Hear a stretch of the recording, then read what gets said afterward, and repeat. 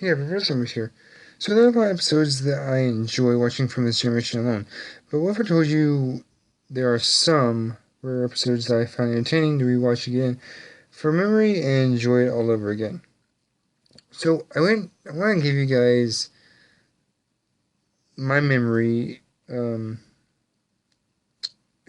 from top 5 rare episodes that I recommend you to set it from and your rewatch perspective to see if you agree or disagree with me.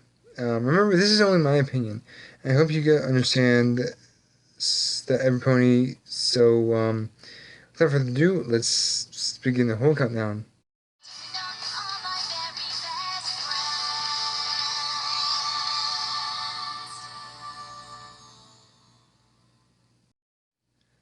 Number 5, Flurry Butter. Starting off with this whole countdown is a season 6 episode, Flutter Butter.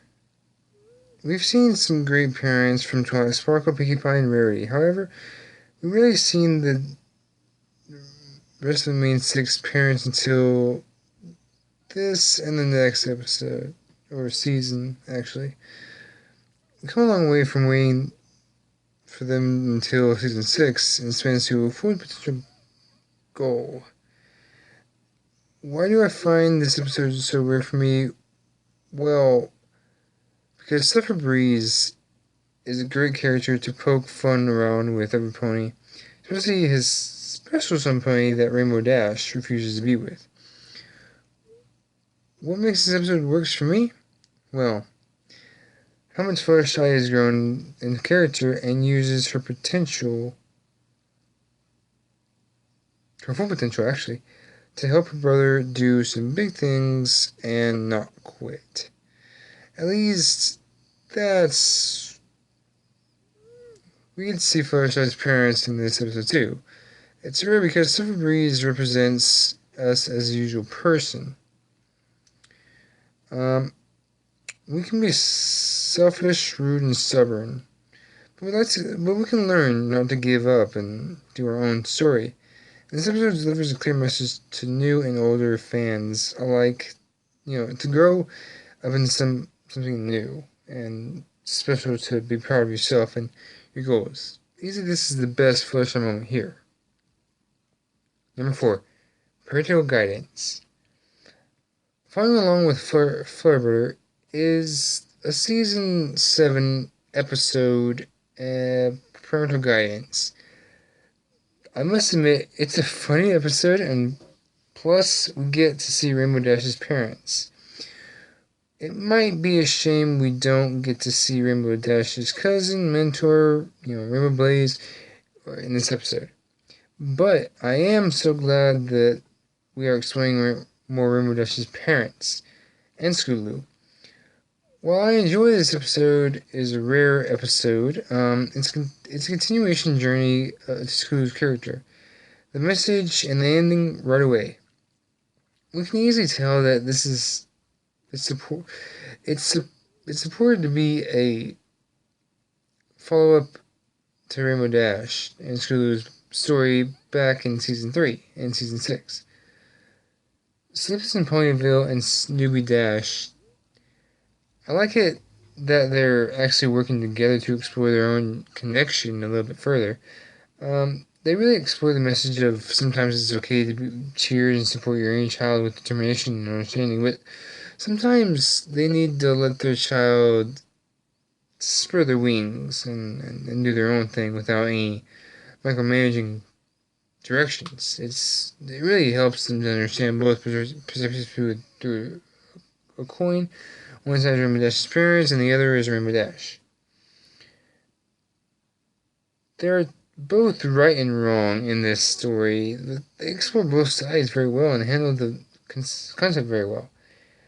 It's definitely a guidance to deliver in this story, but the best part about is in the ending. Scootaloo presents the story of everything she learned and then get a great grade in Rainbow Dash, and her parents cheers for her. I must say, this is really a great way to end it, and my heart being telling me that she belongs with this family because she found her family she belongs, and until season 9 ruins the ending for me. If only that episode didn't exist, this would be a good step to show Scootaloo belongs with Rainbow Dash's family and finally become Rainbow Dash's sister. Now, that would be cool to see. Number 3, Celestial Advice. Season 6 and 7 are really interesting to say the least because they're extremely experimental into something new and somehow it's working. How? Now, I want to point out this rare detail. In all the scenes in season 1, 3, and 9 are the only ones that doesn't have finale partners at the end, while all of season 7 doesn't have start partners at the beginning. And it's crazy to see that. And the partners that are in the beginning of season 7 and all that is, why don't they have it in the new seasons? It could be a twist, we don't know yet. So, this is season 7 episode Celestial Advice. The only downside and minor disappointment about this episode is, well, Scarlet Glimmer doesn't have a reason to stay in Twilight Sparkle's kingdom after her arc is fully complete and full circle for the last season. It's kind of hard to say. I like or dislike the decision to start Glimmer's character. However, that blows my mind that finally we get to see that what the Princess Celestia has in mind and her reason for making a tough decision to send her student away to Ponyville. With all that said, I like Twilight Sparkle's character to be stressful and Spike's character to be really on point of his sass and, although we get to know about Celestia a little bit more. I was going to include a Royal Problem and Horseplay, but this episode really works as a student episode for Princess Celestia. So it's a good standout as well. That's what makes this episode so rare. Since we've gone through a full circle with mentor and student, and it really shows how far they come to be likable characters since the very beginning of the whole show. Number 2, the times they are changeling. Oh boy. There are times that we've been blessed and a curse. Sparkle's episode on the flip side of a coin. However, there is one episode where Sparkle's character actually shines. There's one episode where Sparkle's character is in season 6, episode The Time They Are Changeling. Here we are seeing a growth of Spike's character, and it really feels like a true Spike story to have. His friendship with Thorax is really sweet, and his song is so emotional that I think it fits him just right. It's hard to find some of his stories to be good, but if I have to choose which Spike episode is best, it's probably this one. It's also rare that Spike is...